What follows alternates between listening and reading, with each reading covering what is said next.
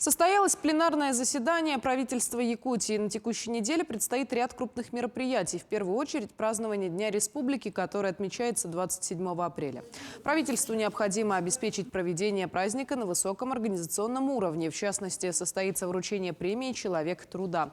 Отбор тружеников проходил в 3 этапа: выдвижение кандидатов коллективами, рассмотрение заявок и определение победителей правительственной комиссией. 28 апреля при участии главы республики огласят список победителей.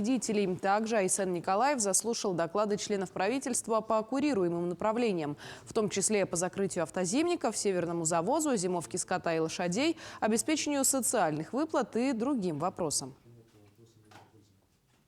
Айсен Николаев также проинформировал, что на неделе ожидается визит в Якутию министра природных ресурсов и экологии России Александра Козлова.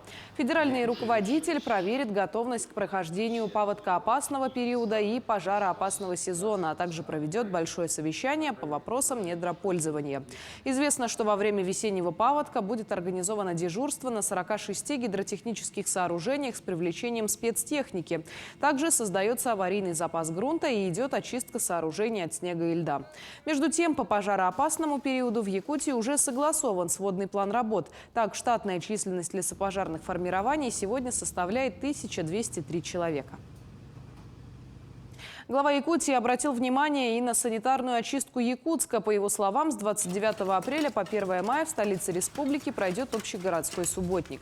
Республиканские ведомства должны обеспечить уборку снега и откачку талых вод на территориях курируемых предприятий и учреждений.